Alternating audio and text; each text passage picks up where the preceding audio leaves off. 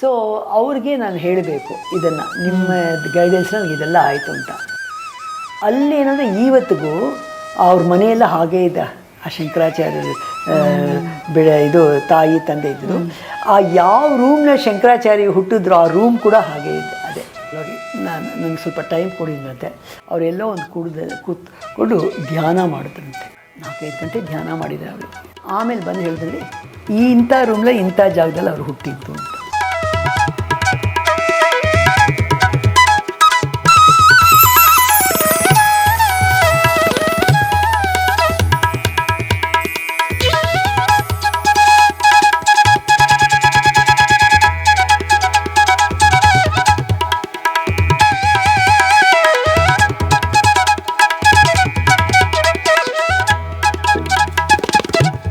ಇದಾದಮೇಲೆ ಇನ್ನು ನೆಕ್ಸ್ಟು ನಂದೇನು ಡ್ಯೂಟಿ, ನನ್ನನ್ನು ಯಾರು ಈ ದಾರಿ ಕಳಿಸಿದ್ರು ಅವ್ರಿಗೆ ನಾ ಹೇಳಬೇಕಲ್ವಾ, ನೀವು ನನ್ನ ಕಳಿಸಿದ ಜಾಗಗೆ ನಾನು ಹೋದೆ, ನನಗೆ ಈ ದೇವಿ ಕೃಪೆಯಿಂದ ಎಲ್ಲ ಸಿಕ್ತು ಅಂತ. ಅದು ನಮ್ಮ ಚಿನ್ಮಯ ಮಿಷನ್ನ ಇದು ಶಾರದಾನಂದ ಸ್ವಾಮಿಗಳು, ಅವ್ರ ಹೆಸರು ಹೇಳಿದ್ದೆ ನಾನು. ಕೊಡೆಕೆನಾಲ್ನಲ್ಲಿ ಅವರೇ ನನಗೆ ಹೇಳಿದ್ದು, ಇಂಥ ಜಾಗಕ್ಕೆ ಹೋಗಮ್ಮ, ನಿಮ್ಗೆ ಆಗತ್ತೆ, ನೀವು ಮಾಡಿ ಅಂತ ಅವರು ಅವತ್ತು ಹೇಳಿದ್ರಲ್ಲ ವಿಜಯದಶಮಿ ದಿವಸ. ಸೊ ಅವ್ರಿಗೆ ನಾನು ಹೇಳಬೇಕು ಇದನ್ನು, ನಿಮ್ಮ ಗೈಡೆನ್ಸ್ನಲ್ಲಿ ಇದೆಲ್ಲ ಆಯಿತು ಅಂತ. ಇದು ಏಪ್ರಿಲ್ಲು. ಆಮೇಲೆ ಬಂದರೆ ಆಫೀಸ್ನಲ್ಲಿ ಏನೋ ಕೆಲಸ, ಇಲ್ಲ ಅವ್ರಿಗೊಂದು ಫೋನ್ ಮಾಡಬೇಕು, ಇಲ್ಲ ಒಂದು ಇಮೇಲ್ ಕಳಿಸ್ಬೇಕು. ಸರಿ, ಅವ್ರು ಇರೋದು ಕೇರಳದಲ್ಲಿ ಎರ್ನಾಕುಲಂ ಮತ್ತು ವೆಲಿನಾಡ್ ಅಂತ ಚಿನ್ಮಯ ಇಂಟರ್ನ್ಯಾಷನಲ್ ಫೌಂಡೇಶನ್ ಅಂತ ಒಂದು ಆಶ್ರಮ ಇದೆ. ಅದರ ಸ್ಪೆಷಾಲಿಟಿ ಏನು ಅಂದರೆ, ಅದು ಆದಿಶಂಕರರ ತಾಯಿ ಆರ್ಯಾಂಬ ತವ್ರ ಮನೆ. ಏನೋ ಶಂಕರಾಚಾರ್ಯರ ಅಜ್ಜಿ ಮನೆ, ತಾಯಿಯಾರ ತಂದೆ ತಾಯಿ ಮನೆ ಅದು ಯಾರೋ ಅವರೆಲ್ಲ ನಂಬೂದಿಗಳು ಯಾರೋ ನೋಡ್ಕೊಳ್ತಾ ಇದ್ರು. ಆಮೇಲೆ ಅವ್ರು ತುಂಬ ಬಡತನ ಬಂದ್ಬಿಟ್ಟು ಅವರು ಅದನ್ನು ಮಾರಬೇಕು ಅಂತ ಇದ್ದರು. ಸೊ ಅವರು ಅದನ್ನು ಆಕ್ಷನ್ಗೆ ಹಾಕಿದ್ರು. ಈವನ್ ಶೃಂಗೇರಿಯವರು ತುಂಬ ಅವರು ಅದನ್ನೆಲ್ಲ ತೆಗೆದುಕೊಳ್ಬೇಕು ಅಂತ ಇದ್ದರು. ಸೊ ಆ ಹೊತ್ತಿನಲ್ಲಿ ಸ್ವಾಮಿ ಚಿನ್ಮಯಾನಂದರು ಇದ್ದರು. ಅದು ಅವ್ರಿಗೆ ಆರೋಗ್ಯ ತುಂಬ ಕೆಟ್ಟಿತ್ತು, ಅಷ್ಟು ಆರೋಗ್ಯ ಚೆನ್ನಾಗಿರಲಿಲ್ಲ. ಸೊ ಆದರೆ ಯಾರೋ ಬಂದು ಸ್ವಾಮೀಜಿ ಹತ್ರ ಹೇಳಿದ್ರು, ಹೀಗೆ ಆ ವೆಲಿಯನಾಡಿನಲ್ಲಿ ಆದಿಶಂಕರಾಚಾರ್ಯ ಆರ್ಯಾಂಬ ಅವ್ರ ಮನೆ ಇದು ಸೇಲ್ಗಿದೆ, ನಮ್ಮ ಮಿಷನ್ ಹತ್ರ ದುಡ್ಡಿಲ್ಲ, ಅಷ್ಟು ಎಕರೆ ಅಷ್ಟು ದುಡ್ಡು ಕೊಡೋಕ್ಕೆ ಏನು ಮಾಡೋದು ಅಂತ.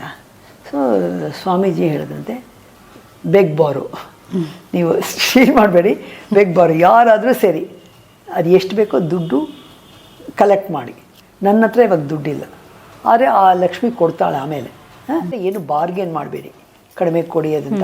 ಅವ್ರು ಎಷ್ಟು ಕೇಳ್ತಾರೋ ಒಂದು 50 ರೂಪಾಯಿ ಜಾಸ್ತಿ ಕೊಡಿ, ಆದರೆ ನಾವು ಏನಾದರೂ ಆಗಲಿ ಆ ಲ್ಯಾಂಡ್ ತೆಗೆದುಕೊಳ್ಳೇಬೇಕು. ಸೊ ಆಮ್ಯಾಗ ಎಲ್ಲ ಚಿನ್ಮಯ ಮಿಷನ್ಗೆ ಎಲ್ರಿಗೂ ಹೇಳಿ, ಯಾರ್ಯಾರು ತುಂಬ ಸಾಕಷ್ಟು ಡಿವೋಟೀಸ್ ಇದೆ ಅವ್ರ ಹತ್ರ ಎಲ್ಲ ಕೇಳಿ ದುಡ್ಡು ಇಸ್ಕೊಂಡು ಎಲ್ಲ ಮಾಡಿ ದುಡ್ಡಿನ ವ್ಯವಸ್ಥೆ ಮಾಡಿ ಚಿನ್ಮಯ ಮಿಷನ್ ಅವರು ಮೊದಲು ಹೋಗಿ ಪರ್ಚೇಸ್ ಮಾಡಿಬಿಟ್ರು. ಇನ್ಫ್ಯಾಕ್ಟ್ ಶೃಂಗೇರಿ ಅವ್ರಿಗೆ ಹೋಗಬೇಕು ಅಂತಂದರೆ ಶೃಂಗೇರಿ ಅವ್ರಿಗೆ ಸಿಗಲಿಲ್ಲ, ಚಿನ್ಮಯ ಮಿಷನ್ಗೆ ಅದು ಸಿಕ್ತು ಆ ಲ್ಯಾಂಡು. ಅಲ್ಲಿ ಏನಂದರೆ ಇವತ್ತಿಗೂ ಅವ್ರ ಮನೆಯೆಲ್ಲ ಹಾಗೇ ಇದೆ. ಆ ಶಂಕರಾಚಾರ್ಯರು ಇದು ತಾಯಿ ತಂದೆ ಇದ್ದರು. ಆ ಯಾವ ರೂಮ್ನ ಶಂಕರಾಚಾರ್ಯ ಹುಟ್ಟಿದ್ರು ಆ ರೂಮ್ ಕೂಡ ಹಾಗೇ ಇದೆ. ಅದೇ ಅದು ಕೂಡ ಅವರು ಯೂಸ್ ಮಾಡಿದ ಪಾತ್ರೆಗಳು, ಖಜಾನೆಯಲ್ಲೂ ಸ್ಟೋರ್ ಎಲ್ಲ ಹಾಗಾಗೇ ಇದೆ. ಅದನ್ನೆಲ್ಲ ಹಾಗೆ ಮೇಂಟೈನ್ ಮಾಡಿದ್ದಾರೆ ಚಿನ್ಮಯ ಮಿಷನ್ ಅವರು. ಆಮೇಲೆ ಎಲ್ಲಿ ಆ ಮನೆಯಲ್ಲಿ ಹುಟ್ಟಿದ್ದು ಇದು ಶಂಕರಾಚಾರ್ಯ ಎಲ್ಲಿ ಹುಟ್ಟಿದ್ರು ಅಂತ ಎಲ್ರಿಗೂ ಒಂದು ಡೌಟ್ ಇತ್ತಂತೆ. ಆವಾಗ ಇದು ಚಿನ್ಮಯಾನಂದ ಹೇಳಿದ್ರಂತೆ, ಅಲ್ಲೋಗಿ ನನಗೆ ಸ್ವಲ್ಪ ಟೈಮ್ ಕೊಡಿದ್ರಂತೆ. ಅವರೆಲ್ಲೋ ಒಂದು ಕೂತ್ಕೊಂಡು ಧ್ಯಾನ ಮಾಡಿದ್ರಂತೆ. 4-5 ಗಂಟೆ ಧ್ಯಾನ ಮಾಡಿದ್ದಾರೆ ಅವ್ರಿಗೆ. ಆಮೇಲೆ ಬಂದು ಹೇಳಿದ್ರೆ ಇಂಥ ರೂಮ್ಲ ಇಂಥ ಜಾಗದಲ್ಲಿ ಅವ್ರು ಹುಟ್ಟಿದ್ದು ಅಂತ.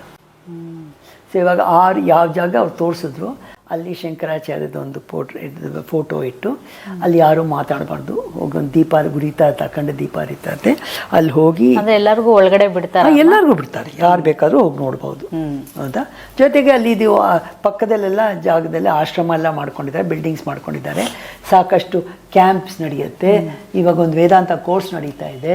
ಅಲ್ಲೊಂದು ಸಂಸ್ಕೃತ ಲೈಬ್ರರಿ ಮಾಡಿದ್ದಾರೆ. ಅಂದರೆ ಆ ಚಿನ್ಮಯ ಇಂಟರ್ನ್ಯಾಷನಲ್ ಫೌಂಡೇಶನ್ ಯಾಕೆ ಮಾಡಿದ್ದು ಅಂದರೆ, ಎಷ್ಟೋ ನಮ್ಮ ಶಾಸ್ತ್ರಗಳು, ಹಳೇ ಸ್ಕ್ರಿಪ್ಟ್ಸ್ ಎಲ್ಲ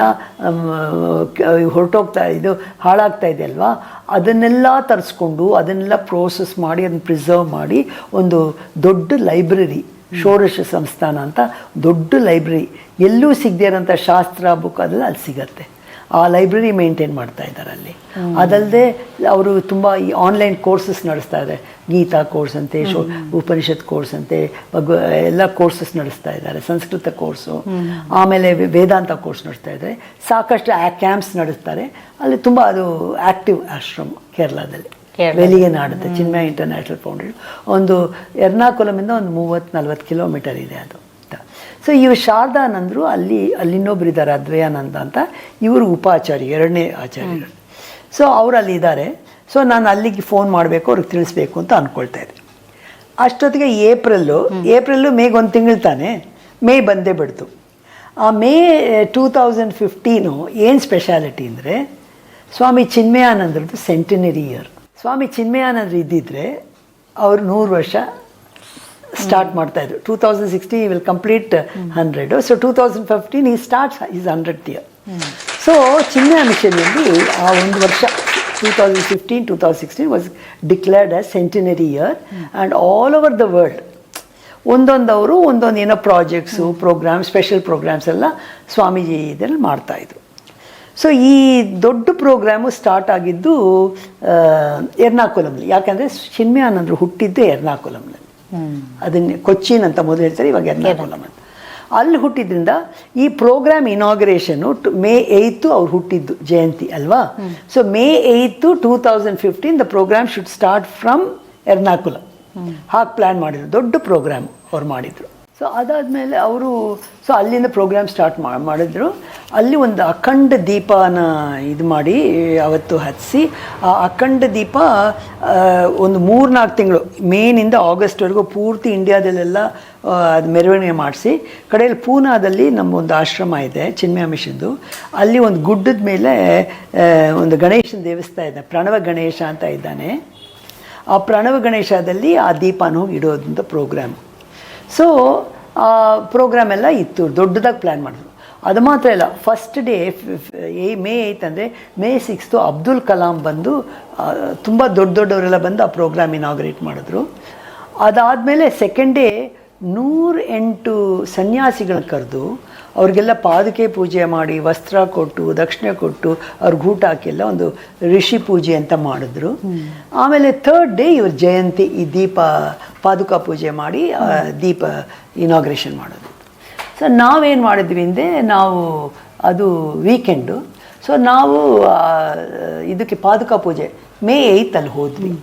ರಾತ್ರಿ 7th ಬಿಟ್ವಿ ನಾವು ಕೊಯಂಬತ್ತೂರು. ಅವ್ರು ಓವರ್ನೈಟ್ ಜರ್ನಿ, ಎರ್ನಾಕುಲಮ್ ಒಂದು 7-8 ಅವರ್ಸು ಹೋದ್ವಿ.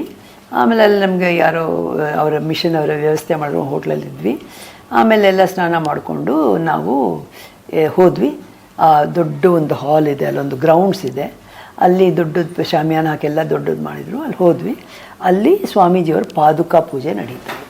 ಸೊ ನಾವು ಎಲ್ಲ ಪಾದುಕಾ ಪೂಜೆ ತುಂಬ ಜನ ತಿಳಿದವರು, ನಮ್ಮ ಮಿಷನ್ನಲ್ಲಿ ಸಾಕಷ್ಟು ಫ್ರೆಂಡ್ಸ್ ಇದ್ದಾರೆ, ಅವ್ರನ್ನೆಲ್ಲ ನೋಡ್ತಾ ಇದ್ವಿ. ಬಟ್ ಯಾರೂ ಆವಾಗ ಮಾತಾಡ್ತಾ ಇರಲಿಲ್ಲ, ಪೂಜೆ ನಡೀತಾ ಇತ್ತು. ಸೊ ಪೂಜೆ ಆದಮೇಲೆ ಅವ್ರು ಏನಂದ್ರು ಅಂದರೆ, ಎಲ್ರಿಗೂ ನೀವು ಲೈನಾಗಿ ಬಂದು ಪುಷ್ಪಾಂಜಲಿ, ಸ್ವಾಮೀಜಿ ಪಾದುಕೆಗೆ ಪುಷ್ಪಾಂಜಲಿ ಅರ್ಪಿಸಿ ಅಂತ ನಮಗೆಲ್ರಿಗೂ ಒಂದು ವ್ಯವಸ್ಥೆ ಮಾಡಿದರು. ಸೊ ನಾವು ಆ ಲೈನಲ್ಲಿ ಹೋದ್ವಿ. ಹೋದ್ಮೇಲೆ ನಮ್ಮ ಬಾರಿಯಿಂದ ಒಂದು ದೊಡ್ಡ ಸ್ಟೇಜು, ಸ್ವಾಮೀಜಿ ಅವ್ರದ್ದು, ನೀನು ನೋಡಿದೆಯಲ್ಲ ಇಲ್ಲಿ ದೀನಬಂಧುದಲ್ಲಿ ಪಾದಕ ಅವ್ರು ಕೂತಿರೋ ಸ್ಟೈಲ್, ಅವ್ರ ಪಾದಕ ಆ ದೊಡ್ಡ ಪೋರ್ಟ್ರೇಟ್ ಇತ್ತು. ಇಲ್ಲಿ ಮುಂದೆ ಪಾದುಕೆ ಇತ್ತು, ಈ ಕಡೆ ಅವ್ರು ಶಾರದಾನಂದರು. ಅವರೇ ತುಂಬ ಪೂಜೆ ಮಾಡೋದು, ತುಂಬ ಚೆನ್ನಾಗಿ ಮಾಡ್ತಾರೆ. ಅದಕ್ಕೆ ಮಿಷನಲ್ಲಿ ಏನು ಪ್ರೋಗ್ರಾಮ್ ಪೂಜೆ ಇದ್ದರೂ ಅವ್ರನ್ನೇ ಕರೆಯೋದು. ಸೊ ಅವರು ಅಲ್ಲಿದ್ದರು, ಪೂಜೆ ಮಾಡ್ತಾಯಿದ್ರು. ಸೊ ನಾವು ಈ ಕಡೆಯಿಂದ ಹೋದ್ವಿ. ಸೊ ಸ್ವಾಮೀಜಿ ರೈಟ್ ಕಡೆ ಅವರಿದ್ದು, ಸ್ವಾಮೀಜಿಗೆ ಲೆಫ್ಟ್ ನಾವಿದ್ವಿ. ಸೊ ಇಲ್ಲಿ ಅಂದರೆ ಫೋಟೋಗೆ ಇದು ನಾವಲ್ಲಿದ್ವಿ. ಸೊ ನಾವು ಪುಷ್ಪಾಂಜಲಿ ಹಾಕಿದ ತಕ್ಷಣ ಅವ್ರು ಶಾರದಾನಂದರು ನಮ್ಮ ನೋಡಿ ಹರಿ ಓಂ ಅಮ್ಮ ಅಂದರು ನನಗೆ. ಹರಿ ಓಂ ಸ್ವಾಮೀಜಿ ಅಂತ ಹೇಳಿ ನನಗೆ ಅವ್ರಿಗೆ ತಕ್ಷಣ ಹೇಳಬೇಕು ಅಂತ. ಸೊ ಅಲ್ಲಿ ಸ್ವಾಮೀಜಿ, ನೀವು ಕೊಡಕೆನಲ್ಲಿ ನನಗೆ ಹೇಳಿದ್ರಿ ಅಲ್ವಾ, ಇಂಥ ಜಾಗಕ್ಕೆ ಹೋಗು, ಶ್ರೀವಿದ್ಯಾ ನಿಮಗೆ ಸಿಗತ್ತೆ ಅಂತ. ನಾನು ಆ ಮಾತಾಜಿ ಹತ್ರ ಹೋಗಿದ್ದೆ. ಇವಾಗ ಇಷ್ಟು ತಿಂಗಳಾಯಿತು, ನನಗೆ ಈ ಹೋದ ತಿಂಗಳಲ್ಲಿ ಪಂಚದಶಿ ಆದಮೇಲೆ ಷೋಡಶಿನೂ ಸಿಕ್ಬಿತ್ತು, ಎಲ್ಲ ನಿಮ್ಮ ಕೃಪೆ ಅಂತ ಹೇಳಿದೆ. ಸೊ ಅವರು ತುಂಬ ಒಳ್ಳೆಯವರು, ತುಂಬ I am so very happy for you ಅಮ್ಮ ಅಂತ ಹೇಳಿದ್ರು ಅವರು ಅಂತ. ಬಟ್ ನನಗೆ ಆ ಒಂದು ಇನ್ಸಿಡೆಂಟು ತುಂಬ ಇವತ್ತಿಗೂ ಮಾತ್ರ. ಫಸ್ಟು ನನಗೆ ಇದೆಲ್ಲ ಆಗಿತ್ತು ಚಿನ್ಮಯ ಆಮಿಷ್ನಿಂದ. ಆ ಗುರುಗಳಲ್ಲಿದ್ದರು, ಫೋಟೋ ಆಯಿತು. ಆ ಕಳಿಸಿದ ಚಿನ್ಮಯ ಮಿಷನ್ನ ಕಳಿಸಿದ ಗುರುಗಳು ಅಲ್ಲಿದ್ದರು. ನಾನು ಈ ವರದಿ ಒಪ್ಪಿಸ್ತಾ ಇದ್ದೀನಿ ಅಂದರೆ ನನ್ನೊಂದು ಕೃತಜ್ಞತೆ ಅವ್ರ ಅದಕ್ಕೆ ಆ ಇಬ್ಬರೂ ಇದ್ದಾರೆ. ಅದು ಯಾವತ್ತು May 8th Chinmayananda Jayanti, is 100th birthday starting. ಹೌದು, ಇದೆಲ್ಲ ಕೂಡ್ಕೊ ಬರೋದು ತುಂಬ ಅಪರೂಪ ಅಲ್ವಾ? ಹೌದು. ಹೀಗೆಲ್ಲ. ಸೊ ಇಂಥ ಒಂದು ನನಗೆ ಕೊಟ್ಟು ನಾನು ಅವ್ರಿಗೆ ಒಪ್ಸಾಗಿ ಸ್ವಾಮೀಜಿ ಎದುರಿಗೆ ಅವ್ರಿಗೆ ಒಪ್ಸೋ ನಮಗೆ ಒಂದು ಇದೆ, ದೇವರೇ ಇಂಥ ಒಂದು ನಮಗೆ ಆಪರ್ಚುನಿಟಿ ಕೊಟ್ಟಿಯಲ್ಲಪ್ಪ ಅಂತ ನನಗೆ ಆವತ್ತು ತುಂಬ ತುಂಬ ಅದೊಂದು ಆನಂದ ಅಂತ. ಆಮೇಲೆ ಅವರು ಅಲ್ಲಿ ಊಟ ತಿಂಡಿ ವ್ಯವಸ್ಥೆ ಚೆನ್ನಾಗಿ ಮಾಡಿದರು. ಅವರು ದೀಪ ಇದು ಮಾಡಿದ್ರು. ಆಮೇಲೆ ಆ ದೀಪನ ತೆಗೆದುಕೊಂಡು ಹೋಗಿ ಇವತ್ತಿಗೂ ಅದು ಪ್ರಣವ ಗಣೇಶು ಪೂನಾದಲ್ಲಿ ನಮ್ಮ ಆಶ್ರಮ ಇದೆ, ಪೂನಾ ಹತ್ರ ಚಿನ್ಮಯ ವಿಭೂತಿಯಿಂದ ಅದು ಇದು ಅಖಂಡ ದೀಪ ಉರಿತಾ ಇದೆ. ಇದು ನಂದು ಒಂದು ಹಂತದ ಅನುಭವಗಳು ಅಂತ ಹೇಳ್ಬೋದು. ಇನ್ನೊಂದು ಹಂತದ ಅನುಭವಗಳು ಇದೆ, ಅದು ಇನ್ನೊಂದು ವಿಡಿಯೋದಲ್ಲಿ ಹೇಳ್ತೀನಿ. ಅದು ಇನ್ನೂ ಒಂದು ಇನ್ನೊಂದು ಹಂತ ಅಂದ್ರೆ ಯಾವ ತರ ಅಮ್ಮ? ಇಲ್ಲ ಇದೆ.